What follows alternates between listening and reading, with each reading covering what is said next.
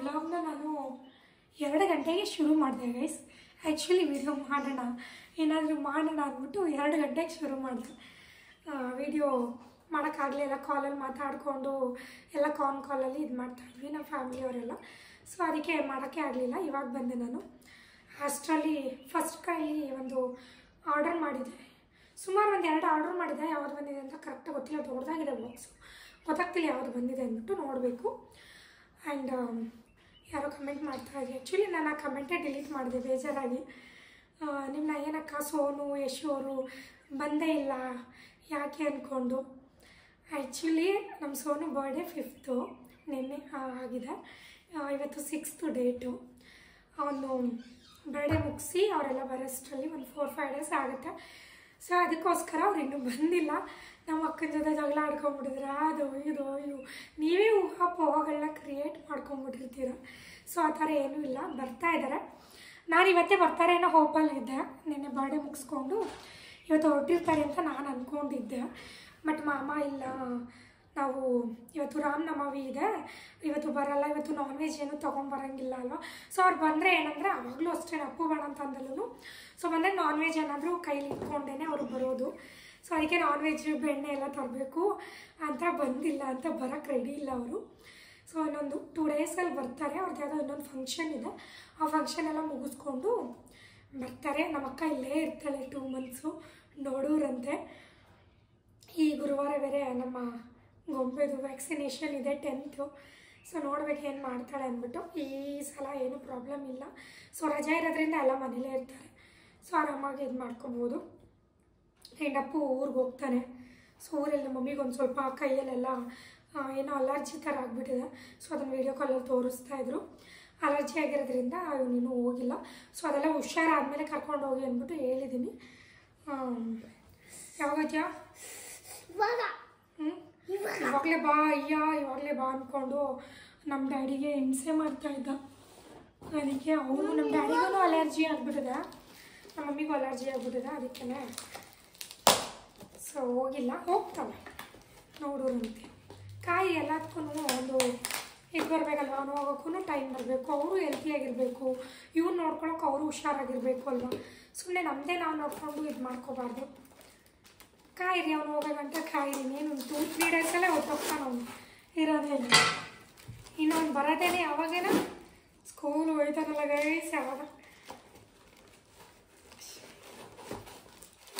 ಯಾವ್ದು ಬಂದಿದೆ ಸರಿ? ಎಷ್ಟು 850 ತೊಗೊಂಡ್ರಾ?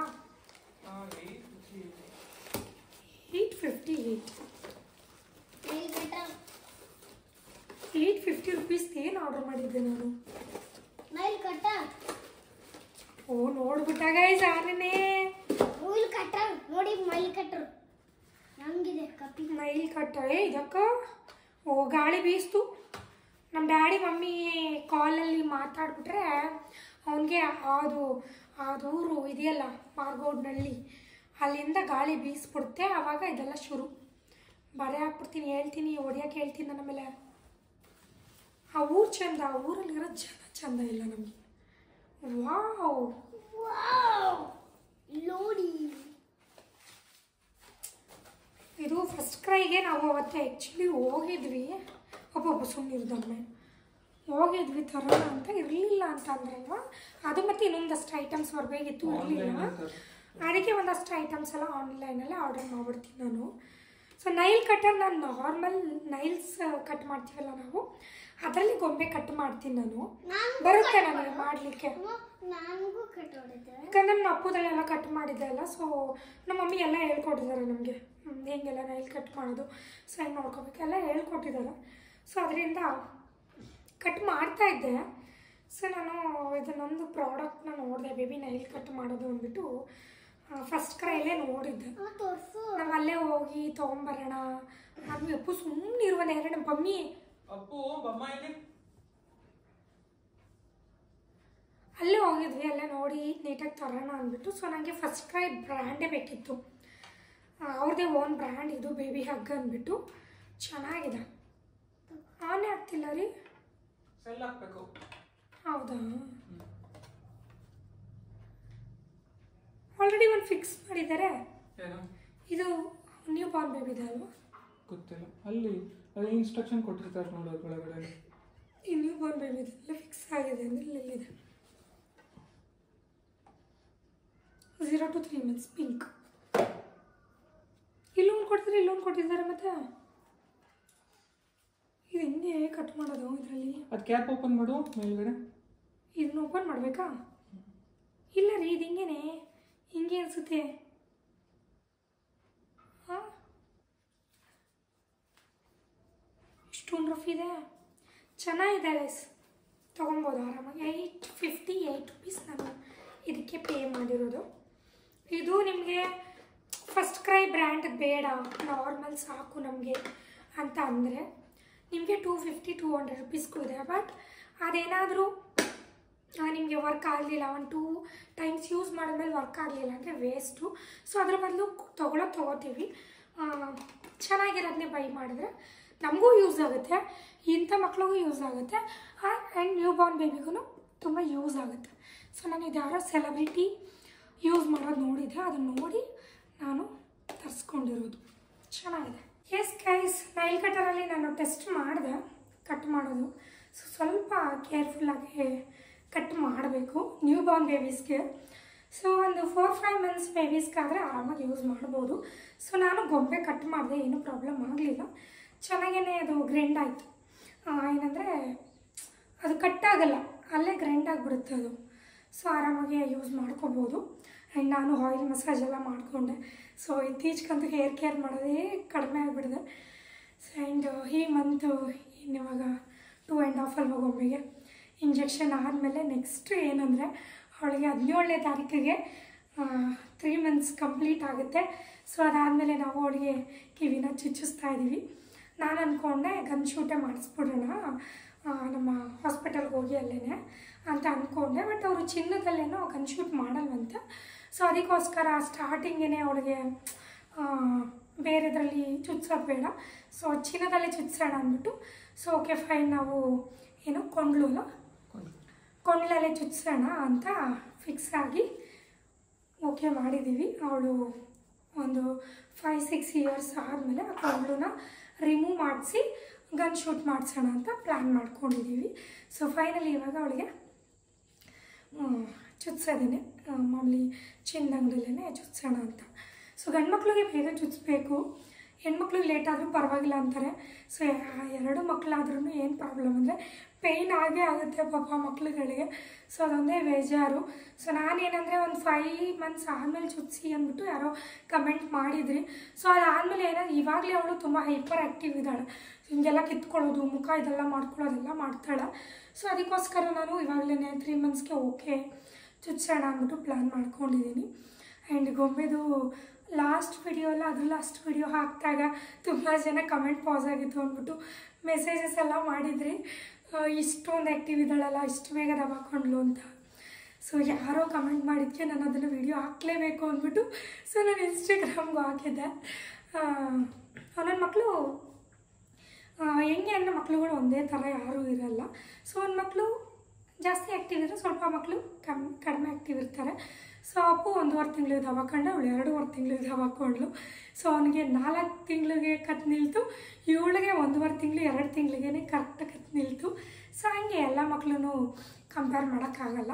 ಸೊ ನನ್ನ ಮಕ್ಕಳು ಒಂದೊಂದು ಥರ. ಇವಳು ನಾನು ಹಾಕಿರೋದು ಜಸ್ಟ್ ಅದು ನನ್ನ ಫೇಸ್ ತೋರಿಸುವಾಗ ಗೈಸ್ ಸುಮ್ಮನಿರಿ, ಎಲ್ಲನೂ ತೋರಿಸ್ತೀನಿ. ಅವಳಿಗೆ ಏನೇನು ಮಾಡ್ತಾಳಲ್ಲ ಇವಾಗಲೇ ಅವಳು ಹೆಂಗೆ ತೋರಿಸು ಅಂದರೆ ತೋರಿಸ್ತಾಳೆ, ಹಾವು ಹೆಂಗೆ ಮಾಡೋದು ತೋರಿಸು ಅಂದರೆ ತೋರಿಸ್ತಾಳೆ. ಆಮೇಲೆ ಇನ್ನೊಂದಿನ ಈಗ ಹೊಸದು ಕಲ್ತವಳು ಓಯ್ ಅಂತಾಳೆ, ಓಯ್ ಅಂತ ಕೂಗ್ತಾಳೆ. ಆಮೇಲೆ ಹೆಂಗೆ ಸ್ಮೈಲ್ ಮಾಡೋದು ಅಂದರೆ ಸ್ಮೈಲ್ ಮಾಡ್ತಾಳೆ. ಆಮೇಲೆ ಹೆಂಗೆ ಮಾಡೋದು ಅಂದರೆ ಹಿಂಗೆ ಅಂತಾಳೆ. ಆಮೇಲೆ ನಾಲ್ಗೆ ತೋರಿಸು ಅಂದರೆ ತೋರಿಸ್ತಾಳೆ, ಕಣ್ಣು ಹೊಡಿ ಅಂದರೆ. ಆಮೇಲೆ ಇನ್ನೇನು ದಬಾಕೋತಾಳೆ, ಕತ್ ನಿಂತಿದೆ ಇಷ್ಟ. ಎತ್ಕತೀನಿ ಬಾ ಅಂದರೆ ಅದೊಂದು ಎತ್ಕತೀನಿ ಎದಳು ಮಗಳು ಅಂದರೆ ಹಿಂಗೆ ಎದಳ್ತಾಳೆ. ಸೊ ಇಷ್ಟೆಲ್ಲ ಮಾಡ್ತಾಳೆ. ನನಗೆ ಎಲ್ಲ ನಿಮ್ಮ ಹತ್ರ ಶೇರ್ ಮಾಡಬೇಕು, ತೋರಿಸ್ಬೇಕು ಅಂತ ಆಸೆ. ಕಿವಿ ಚುಚ್ಚಿದ್ಮೇಲೆ ಖಂಡಿತ ನಾನು ರಿವೀಲ್ ಮಾಡ್ತೀನಿ. ಇನ್ನೇ 3 months ಆದಮೇಲೆ 3 months ಕಂಪ್ಲೀಟ್ ಆದಮೇಲೆ ಯಾವಾಗ ಬೇಕಾದ್ರೂ ಚುಚ್ಬೋದು. ಈ ಮಂತಲ್ಲಿ ನಾವು ಸ್ವಿಮ್ಮಿಂಗ್ ಅದು ದಬಾಕೊಂಡ್ಮೇಲೆ ಮಕ್ಕಳು ಈಜ್ತಾವೆ. ನವಕೊಂಡವಳು ಈಜ್ತಾಳಲ್ಲ ಅದನ್ನು ಹೇಳು ಅಂತಿದ್ದಾನೆ ಅವನು. ಸೊ ಈ ಥರ ಎಲ್ಲ ಮಾಡ್ತಾ ಇದ್ದಾಳೆ ಅವಳು 2.5 ಮಂತಿಗೆ. ಸೊ ನಾನು ಆಮೇಲೆ ನಾನು ವೀಡಿಯೋ ಹಾಕೊಂಡ್ಮೇಲೆ ನನ್ನ ವಾಟ್ಸಪ್ಪಲ್ಲಿ ಅಂದರೆ ನನ್ನ ಫ್ರೆಂಡ್ಸ್ಗಳು ಕಾಂಟ್ಯಾಕ್ಟ್ ಇರ್ತಾರಲ್ಲ ಅವರೆಲ್ಲ ಹೇಳ್ತಿದ್ರು ನನ್ನ ಮಗಳೂ 2.5 ತಿಂಗಳಿದೆ ಬಕ್ಕೊಂಡ್ಳು, ನನ್ನ ಮಗಳು ಹಿಂಗೇನೆ, ಆಮೇಲೆ 9 ತಿಂಗಳಿಗೆ ನನ್ನ ಮಗಳು ನಡೀತಾ ಇದ್ದಾಳೆ, ಆ ಥರ ಎಲ್ಲ ಹೇಳಿದ್ರು. ಆಮೇಲೆ 1 ವರ್ಷಕ್ಕೆ ಅವ್ರ ಪಾಪು ಹೆಣ್ಮಗು ಅವ್ರದ್ದು 1 ವರ್ಷಕ್ಕೆ ಕಂಪ್ಲೀಟ್ ಮಾತಾಡ್ತಾ ಇದ್ದಾಳಂತೆ ಅವಳು. ಅತ್ತೆ ಹೋಗು ಬಾ ಎಲ್ಲ ಮಾತಾಡ್ತಿದ್ದಾಳೆ ಅಂದ್ಕೊಂಡು ಹೇಳ್ತಾಯಿದ್ರು ಅವ ಅಕ್ಕ, ಸೌಮ್ಯ ಅಕ್ಕ ಅಂತ ಇದ್ದಾರೆ ಅವರು. ನಾನಿಲ್ಲಿ ಮಾತಾಡ್ತಾ ಇದ್ದೀನಲ್ಲ ಅಂತ ಇದ್ದಾಳೆ. ಸೊ ಈ ಥರ ಒಂದೊಂದು ಮಕ್ಕಳು ಸ್ವಲ್ಪ ಆ್ಯಕ್ಟಿವ್ ಇರ್ತಾರೆ. ಹಾಗೆ ಒಂದೊಂದು ಮಕ್ಕಳು ಲೇಟು, ದವಾಕೊಳ್ಳೋದು ಕದ್ದು ನಿಲ್ಲೋದು ಎಲ್ಲ ಲೇಟು. ಸೊ ಹೆಣ್ಮಕ್ಳು ಫಾಸ್ಟ್ ಅನ್ನೋದು ಕೇಳಿದೆ, ಕಣ್ಣಾರೆ ನೋಡ್ಬಿಟ್ಟೆ ನಾನು. ಇವಾಗ ಪ್ರಮೋದ್ ಅವರೆಲ್ಲ ಹೋಗ್ತಿದ್ದಾರೆ, ತರಕಾರಿ ತೊಗೊಂಬರಕ್ಕೆ ಹೋಗ್ತಾ ಇದ್ದಾರೆ. ಸೊ ಅವ್ರು ಹೋಗಿ ಬಂದಮೇಲೆ ನಾನು ಸಿಗ್ತೀನಿ. ಗೊಂಬೆ ಬಾ, ಗೊಂಬೆ ಹೋಗ್ತೀಯಾ? ಗೊಂಬೆ ಹೋಗ್ತೀವಾ? ಇಲ್ಲಿ ಅಮ್ಮ ಬರಲ್ಲ. ಹಾವು ಮಾಡು, ಅಂದ್ಬಿಡು. ಹಾವು ಮಾಡು ಮಲೆ. ಓ ಎಂಬಿಡು ಬೈದ್ಬಿಡು. ನನ್ನ ಕಡೆ ದೀರ್ಘತೆದಾಗ ಮುಗಿಸ್ಕೊಬಿಟ್ಟಿದೆ ಬೆಳಗ್ಕೊಂಡಿಲ್ಲ ಮೊಮ್ಮಗಳು. ಇಲ್ಲ ಈ ಕಡೆ ಬಾ ನೀನು. ಈಜು ಮಲ. ಮಾತಾಡ್ಸ್ತಾಳು ಗೊಂಬೆ. ಎತ್ಬೇಕು ತಲೆ ಮಗಳೇ.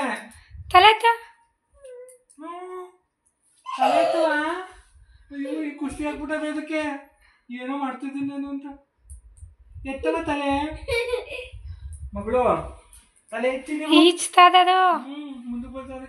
ಅಲ್ಲಿ ಅಲ್ಲಿ ಅಲ್ಲಿ ಅಲ್ಲಿ ಅಲ್ಲಿ ಅಲ್ಲಿ. ಎಸ್ ಗ್ಯಾಸ್ ಪ್ರಮೋದ್ ಅವರು ಏನು ತರಲಿಲ್ಲ ಅಂದರು, ಐಸ್ ಕ್ರೀಮ್ ಮಾತ್ರ ಚೆನ್ನಾಗಿ ತರ್ತಾರೆ. ತರಕಾರಿ ಬೆಂಡೆಕಾಯಿ ತಿಂದು ತುಂಬ ದಿನ ಆಗಿತ್ತು. ಸೊ ನಾಳೆ ಬೆಂಡೆಕಾಯಿ ಪಲ್ಯ ಚಪಾತಿ. ಬೆಂಡೆಕಾಯಿ ನನಗೆ ಪ್ರೆಗ್ನೆಂಟಲ್ಲಿ ಇಷ್ಟ ಆಗ್ತಿತ್ತು ಚಿನ್ನಿ, ಬಟ್ ಇವಾಗ ನಿಜ ಹೇಳುವಾಗಂದ್ರೆ ನಂಗೆ ಇಷ್ಟನೇ ಆಗಲ್ಲ. ಎಲ್ಲ ಕೋಲ್ಡಲ್ಲಿ ಹೋಗುತ್ತೆ. ಎಲ್ಲ ಹಾಲು ತರಬೇಕಿತ್ತು, ಹಾಲು ಮೊಸರು ಐಸ್ ಕ್ರೀಮ್. ಜಾಸ್ತಿನೇ ತರೋದಲ್ವ ನಾಯನವರೆಲ್ಲ ಬರೋರು ಏನು ಐಸ್ ಕ್ರೀಮು. ಅಯ್ಯೋ ಅವಾಗ ತಂದ್ಕೊಂಡು ತಗೊಂಡ್ರೆ ಸರಿ. ಅವು ನೋಡಿಲಿ ಆಲ್ರೆಡಿ ಎಲ್ಲ ಇದಾಗ್ತಿದೆ. ಚಿನ್ನಿ ಬಟರ್ ಸ್ಕಾಚ್ ತಂದ್ಬಿಟ್ಟಿದೆಯಾ? ಇಲ್ಲ, ರೆಡ್ ವೆಲ್ವೆಟ್. ಅದು ಇದು ರೆಡ್ ವೆಲ್ವೆಟು, ಅದೊಂದು ಬಟರ್ ಸ್ಕಾಚ್. ನನಗೆ ನಂಗೆ ಬಟರ್ ಸ್ಕಾಚ್ ಇಷ್ಟ ಆಗಲ್ಲ. ಇದು ಹಾಲು ವಯಸ್ ತುಂಬ ಚೆನ್ನಾಗಿರುತ್ತೆ. ಇದು ಆರೋಗ್ಯ ಆರೋಗ್ಯ. ಮೊಸರು ಅಷ್ಟೇ ತುಂಬ ಗಟ್ಟಿ ಇರುತ್ತೆ. ಬೇಡ ಅಪ್ಪು, ಇವಾಗ ಬೇಡ. ಬೆಂಡೆಕಾಯಿ ಆ್ಯಂಡ್ ಅಪ್ಪು ಏನೋ ಪಾರ್ಸಲ್ ತೆಗೆಸ್ಕೊಂಡು ಬಂದಿದ್ದಾನೆ. ತಿನ್ನ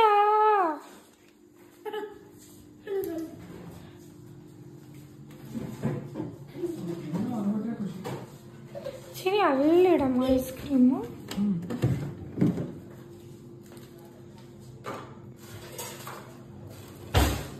ನಮ್ಮ ಗೊಂಬೆ ದವಾಕೊಂಡ್ರನ್ನ ಕ್ಲಿಪ್ಪಿಂಗ್ ಹಾಗೆ ಆ್ಯಡ್ ಮಾಡೋಣ ಅಂತ ಆ್ಯಡ್ ಮಾಡಿದೆ. ಚೆನ್ನಾಗಿ ತೆಗಿತಾ ಇಲ್ಲಲ್ವ ಗೈಸ್. ಆ್ಯಂಡ್ ಮತ್ತು ನಾನು ವೀಡಿಯೋನೇ ಎಂಡ್ ಮಾಡಿರಲಿಲ್ಲ.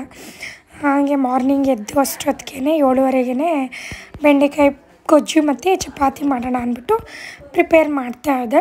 ಸೊ ಇವತ್ತಿನ ವಿಡಿಯೋ ಇದಾಗಿತ್ತು. ಆ್ಯಂಡ್ ಈ ವಿಡಿಯೋನಲ್ಲಿ ಎಂಡ್ ಮಾಡ್ತಾ ಇದ್ದೀನಿ. ಐ ಹೋಪ್ ಈ ವಿಡಿಯೋ ನಿಮ್ಗೆ ಇಷ್ಟ ಆಗಿರುತ್ತೆ ಅಂತ. ಇಷ್ಟ ಆಗಿರೋ ಲೈಕ್ ಶೇರ್ ಕಮೆಂಟ್ನ ಮಾಡಿ. ಆ್ಯಂಡ್ ಮತ್ತೆ ಹೊಸ ವಿಡಿಯೋದೊಂದಿಗೆ ಸಿಗ್ತೀನಿ. ಅಲ್ಲಿವರೆಗೂ ಕಾಯ್ತಾ ಇರಿ. Love you all. ಬಾಯ್.